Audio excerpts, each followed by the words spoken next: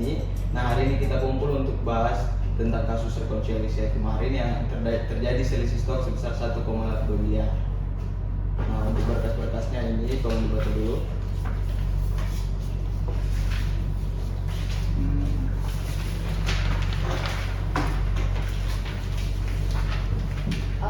Pak, apakah sudah ada indikasi awal mengenai penyebab selisih tersebut? Untuk indikasi belum ada kesimpulan terkait itu.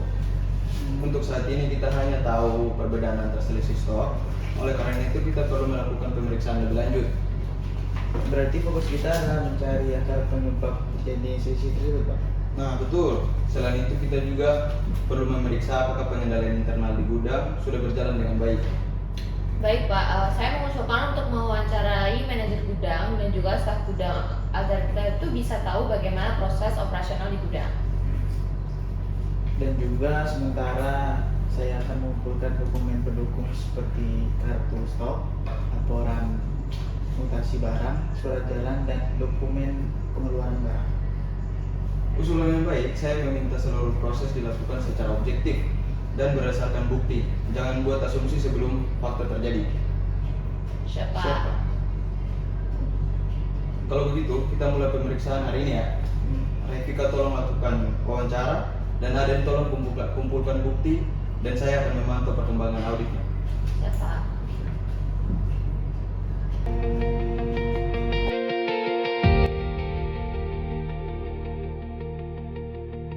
Selamat pagi Bu Putri, saya Revika dari tim audit internal. Apakah Ibu bersedia meluangkan waktu untuk wawancara singkat dengan saya? Pagi Rey, boleh silakan. Oke Bu, dari hasil rekonsiliasi persediaan, kami menemukan selisih stok sebesar 1,2 miliar. Kami ingin memahami proses pengelolaan gudang yang berjalan saat ini. Jujur saya cukup terkejut mendengarnya. Selama ini laporan selalu disampaikan secara rutin setiap bulan. Kalau boleh tahu berapa jumlah staf yang ada di gudang Bu saat ini? Hanya satu orang sih, Teresia. Dia menangani penerimaan, pencatatan, dan pengeluaran barang. Apakah di gudang itu ada CCTV-nya Bu? Untuk saat ini belum ada, cuman kami masih mengandalkan pencatatan manual dan laporan dari staf gudang kami. Lalu bagaimana dengan proses otorisasi dan pengeluaran barang? Kalau kondisinya normal ada persetujuan, namun untuk kebutuhan mendesak terkadang barang dikeluarkan terlebih dahulu dan dokumennya menyusul. Baik Bu, informasi yang Ibu sampaikan saat ini sangat membantu dalam proses penyelidikan. Untuk pemeriksaan lanjutan, kami berencana mewawancarai Teresia sebagai staf gudang. Apakah bisa dikonfirmasi dengan saudari Teresia Bu? Oh boleh, nanti saya akan bantu menghubunginya ya. Terima kasih atas waktunya Bu. Iya, sama-sama.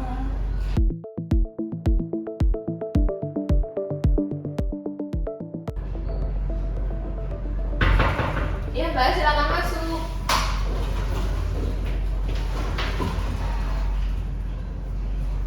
Halo Mbak Teresia, saya Revika dari tim audit internal. Terima kasih sudah meluangkan waktunya untuk hadir di sini. Saya ingin menanyakan beberapa hal terkait proses pengelolaan persediaan di gudang. Apakah Mbak Teresia bersedia? Baik Bu. Oke, dari informasi yang kami terima, saat ini seluruh aktivitas gudang itu ditangani oleh Mbak sendiri. Apakah benar demikian? Iya Bu, saya menangani penerimaan barang, pencatatan hingga pengeluaran barang.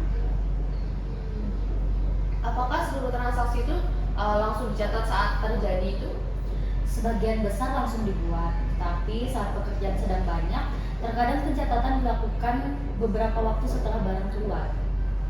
Apakah Anda pernah mengeluarkan barang sebelum dokumen atau persetujuan lengkap itu diterima? Pernah Bu, jika permintaannya mendadak. Permintaan tersebut berasal dari siapa? Kadang dari bagian produksi, kadang juga dari vendor yang menghubungi secara langsung. Melalui jalur resmi perusahaan? Tidak Bu, beberapa kali selalu melewati WhatsApp pribadi. Baik, terima kasih atas keterangannya. Informasi ini akan kami gunakan sebagai bahan pemeriksaan lebih lanjut. Baik.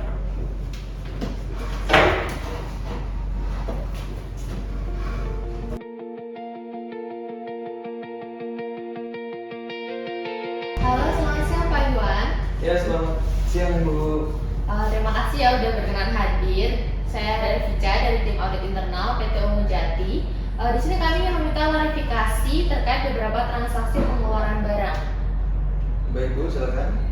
Baik Pak, di sini untuk pertanyaan pertama, apakah perusahaan Bapak pernah mengajukan permintaan barang yang sifatnya mendesak kepada gudang kami?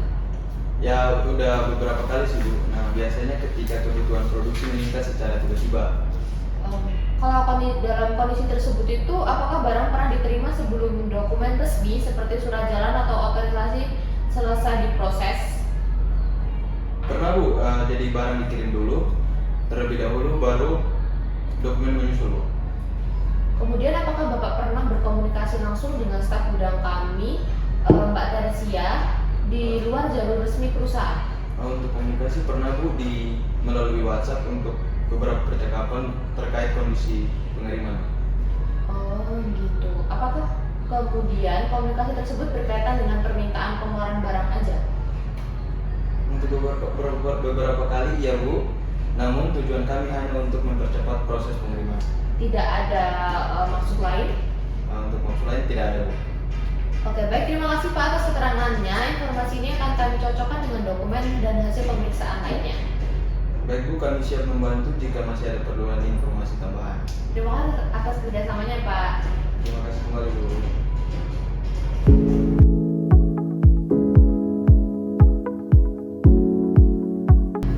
Selamat siang Bu, saya Aden dari tim audit internal. Saya memerlukan beberapa dokumen terkait operasional gudang. Siang Pak, dokumen apa yang Bapak butuhkan? Saya minta laporan mutasi stok, surat jalan keluar masuk barang, purchase order, bukti penerimaan barang, serta dokumen otorisasi pengeluaran barang. Oke, baik, saya carikan dulu ya Pak. Sebagian besar dokumen ada di sini Pak. Namun saya menemukan beberapa surat jalan belum lengkap.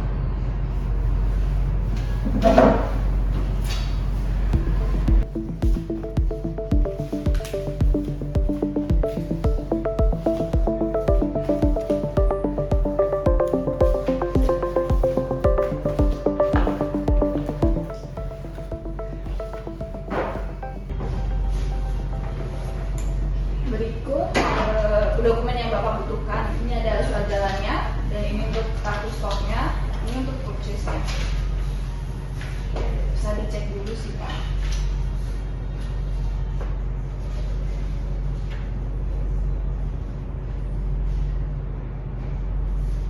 Jadi saya juga menemukan beberapa transaksi pengeluaran barang yang tidak dilampiri dokumen otorisasi. Seingat saya, transaksi itu dilakukan karena permintaan mendadak dari vendor sih Pak. Baik, temuan ini akan kami catat sebagai bahan pemeriksaan lebih lanjut. Mohon seluruh dokumen tetap disimpan dan tidak dipindahkan selama proses audit berlangsung. Siapa? Baik, terima kasih. Sama-sama.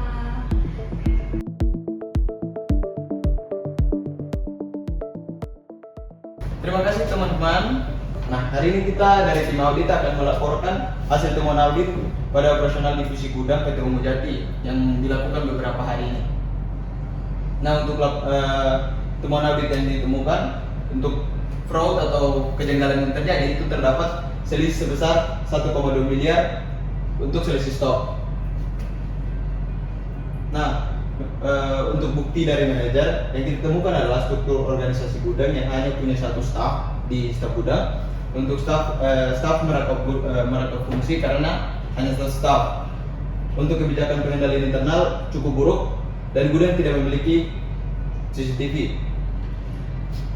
Dan bukti dari staf gudang, SOP tidak selalu dijalankan, terjadi perangkapan tugas, catatan keluar masuk barang, log persediaan dan kartu stok, dokumen transaksi tidak lengkap. Nah, dan untuk dari vendor, riwayat transaksi, surat jalan dan dokumen penerimaan, dokumentasi melalui WhatsApp, permintaan mendadak, barang diterima sebelum dokumen resmi diterbitkan. Nah, ini untuk tadi itu untuk beberapa dokumen sehingga bisa terjadi kesimpulan ke depan. Dan untuk temuan utamanya, gudang tidak memiliki CCTV, itu sama seperti bukti yang ditemukan tadi, perangkapan tugas staf gudang, surat jalan tidak lengkap, komunikasi vendor di luar jalur resmi, pengeluaran barang tanpa verifikasi dokumen, dan itu maksudnya itu pengeluaran barang tanpa otorisasi. Nah, jadi beberapa pengeluaran itu tercatat ilegal gitu. Nah, untuk analisis risikonya, risiko kehilangan persediaan yang meningkat karena tidak ada pengawasan langsung CCTV dan juga staf merangkap fungsi manipulasi data stok. Nah itu karena itu juga staf merangkap fungsi, jadi dia bisa manipulasi stok masuk dan stok keluar. Dan sulitnya pelacakan transaksi karena tidak ada pemantauan langsung seperti CCTV dan potensi kolusi dengan pihak eksternal. Seperti temuan tadi, terjadi komunikasi WhatsApp di luar pekerjaan dan juga kerugian finansial perusahaan.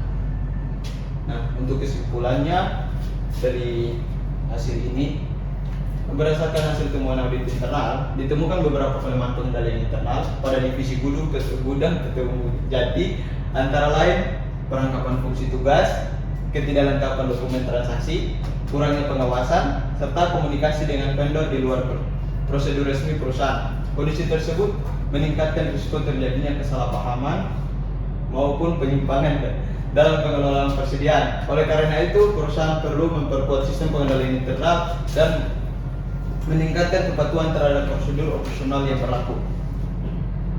Dan untuk rekomendasi dari pihak audit kepada pihak perusahaan itu memasang CCTV di area gudang agar pemantauan langsung terjadi, pemisahan tugas penerimaan, pencatatan dan pengeluaran barang agar tidak terjadinya manipulasi pencatatan, memastikan seluruh transaksi memiliki dokumen lengkap agar saat pemeriksaan bisa berjalan dengan lancar, dan mewajibkan komunikasi melalui jalur resmi agar tidak ada kemungkinan terjadinya kolusi, dan melakukan stok opname berkala agar pengecekan berkala sehingga dan ini untuk bukti-buktinya, ini untuk gudang tidak ada CCTV dan untuk surat jalannya. Nah ini untuk kartu stok dan ini bukti chat antar staf gudang dengan pihak vendor. Ini aktivitas pengeluaran barang tanpa proses verifikasi dokumen. Nah terima kasih itu untuk penyampaian hasil temuan dari pihak audit. Terima kasih. Sebelumnya terima kasih untuk Bapak Billy. Temuan ini menjadi perhatian serius bagi kami dan akan segera kami tindak lanjuti. Saya mengakui bahwa beberapa kali berkomunikasi langsung dengan vendor terkait permintaan barang keluar tanpa melalui prosedur yang berlaku. Tim audit juga menemukan transaksi yang tidak didukung dokumen otorisasi lengkap serta bukti komunikasi di luar jalur resmi perusahaan. Baik, seluruh rekomendasi akan perusahaan tindak lanjuti untuk memperkuat pengendalian internal perusahaan kami. Terima kasih atas kerjasamanya. Dengan demikian proses audit internal kali ini dinyatakan selesai. Terima kasih.